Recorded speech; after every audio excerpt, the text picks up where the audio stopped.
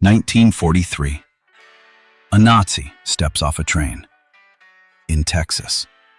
The air hits him first, a thick, wet heat, so different from the crisp continental climate of his homeland or the arid dust of North Africa where he was captured. The light is blinding, the sky an immense, unforgiving blue. He is one among hundreds, a column of field gray uniforms, now worn and dusty, shuffling under the watchful eyes of American guards with rifles slung casually over their shoulders. They are Kriegsgefangenen, prisoners of war. And this is not the front. This is a new, strange, and bewildering world, the Texas hinterland. His name is Werner L.L.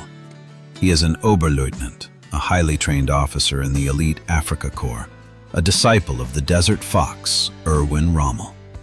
Captured in the final collapses in Tunisia in May 1943, he has been shipped across the Atlantic through the port of Norfolk, Virginia, and now deep into the heart of the American South.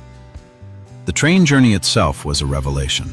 Endless plains, vast fields, and staggering wealth in the form of resources and infrastructure that whispered a disquieting truth about the industrial might now arrayed against the fatherland.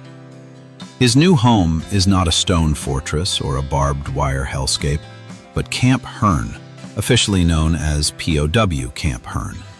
Located just outside the town of Hearn, Texas, it is one of the primary segregation camps for German POWs in the United States. Designed to hold up to 4,800 prisoners, it is a city of barracks laid out in a precise grid, surrounded by a double fence of barbed wire and guard towers equipped with powerful searchlights and 50 caliber machine guns. To the American War Department, it is a secure containment facility. To Werner and the thousands of men like him, it is Stalag, Texas. Life inside the wire is governed by the strictures of the Geneva Convention. The prisoners are fed, housed, and clothed to standards that often surpass what their compatriots are experiencing back in war-ravaged Germany. They receive pay for work, which they can spend at their own canteen. They organize themselves, with the hardline Nazi officers maintaining a firm, often brutal grip on the internal hierarchy. A secret Gestapo within the camp enforces discipline, intimidating and sometimes murdering those deemed disloyal, the anti-Nazis, the intellectuals, the simply defeatist. But the most remarkable aspect of the POW experience in Texas is not what happened inside the camps, but the profound and often unexpected interactions that occurred outside of them. Due to crippling labor shortages on American farms, a program was initiated to use POW labor.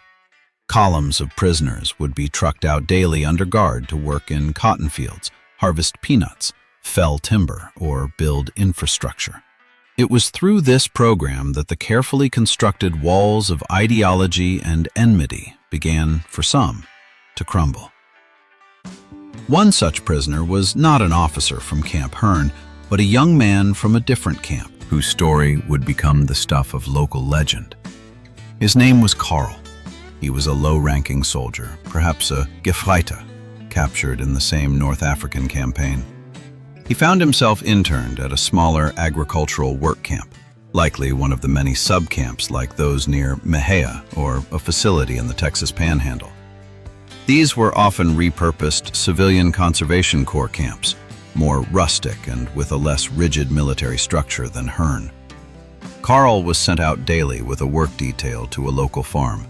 The farm was owned by a stern, God-fearing Texan, a man who valued hard work and practicality above all else. He had initially been deeply suspicious of these Nazi boys working his land, but Karl was quiet, diligent, and surprisingly skilled. He didn't shirk his duties. He repaired machinery with a cleverness that impressed the farmer. He showed respect. And there was a daughter. Let's call her Mary. She was young, perhaps still in her teens, with a life defined by the rhythms of the farm, church on Sundays, and the distant, abstract war reported in the newspapers and newsreels. The enemy had always been a faceless monster in a helmet, a propagandized caricature. But Karl was real. He was polite, he was blonde and blue-eyed, and he carried a quiet sadness that stood in stark contrast to the boisterous American boys she knew. Under the vast Texas sky, amidst the rows of cotton or the smell of hay, a forbidden connection sparked. Smiles were exchanged, a few furtive words, a shared glass of water. The rules were unequivocal. Fraternization was strictly forbidden. For the prisoners, any intimate contact with American civilians was a severe offense that could mean loss of privileges or solitary confinement. For the civilians, it was a social and legal transgression, a betrayal of the nation's sons fighting overseas. The farmer, had he known the depth of the growing attachment, would have been furious. The guards, tasked with maintaining a watchful eye, were supposed to prevent exactly this. But the human heart is a territory no barbed wire can fully enclose. The routine, the proximity, and the shared mundane tasks of farm life built a foundation. Karl and Mary's relationship deepened from cautious glances to stolen conversations. He told her of his home in Germany, of a life before the war that was not so different from her own. Family, hopes, dreams. He was, in her eyes, deconstructed from a Nazi into a person, a young man swept up by a tide of history far beyond his control. She represented to him a vision of America that was not the industrial war machine, but one of simple, honest grace and breathtaking openness. Then came a pivotal moment.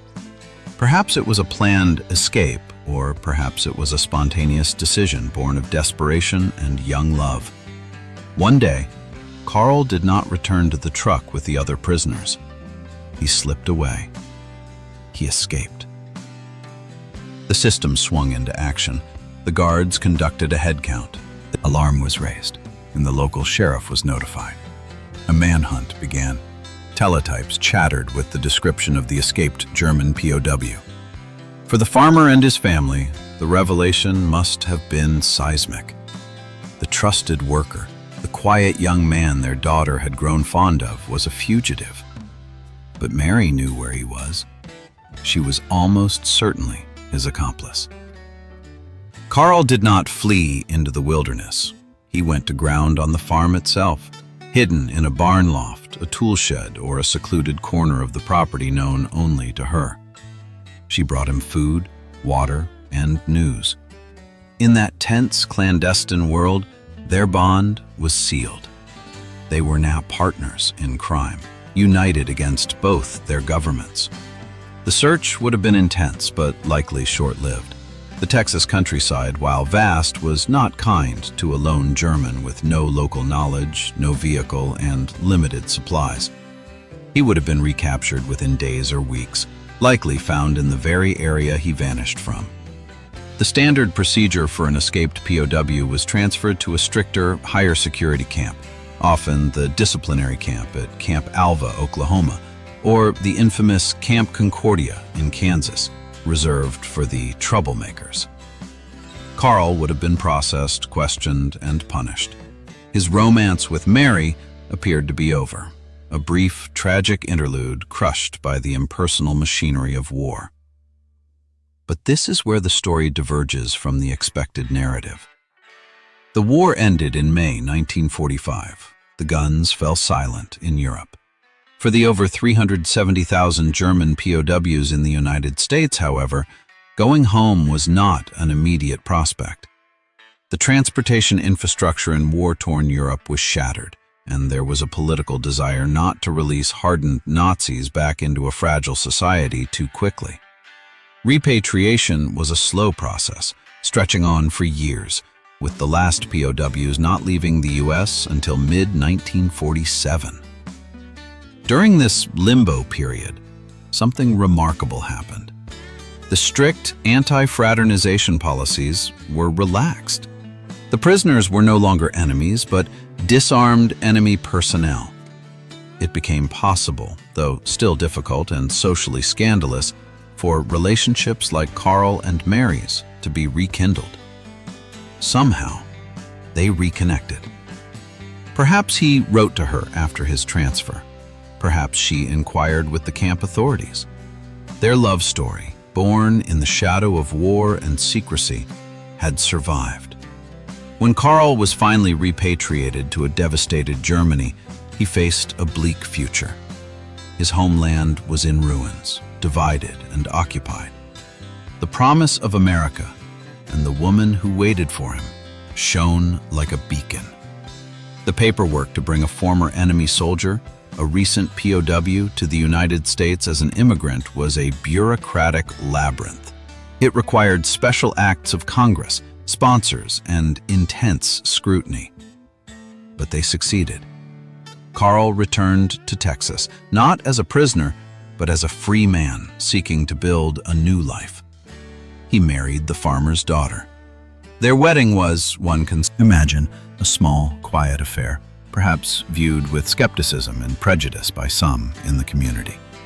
But it was a testament to a powerful truth, that even in the midst of total war, individual humanity can forge connections that transcend national conflict. Karl and Mary settled down, likely in that same Texas county. He became a farmer, a respected member of the community, a husband and father. The former Nazi soldier had, in the most improbable of ways, come home. This story, while unique in its details, is not entirely isolated. There are documented cases of marriages between American women and former German POWs. The Herne camp, for instance, saw at least one such union. The story of a POW named Heinrich Henry G. and a local Herne girl named Dottie is part of the local lore, culminating in a marriage after the war.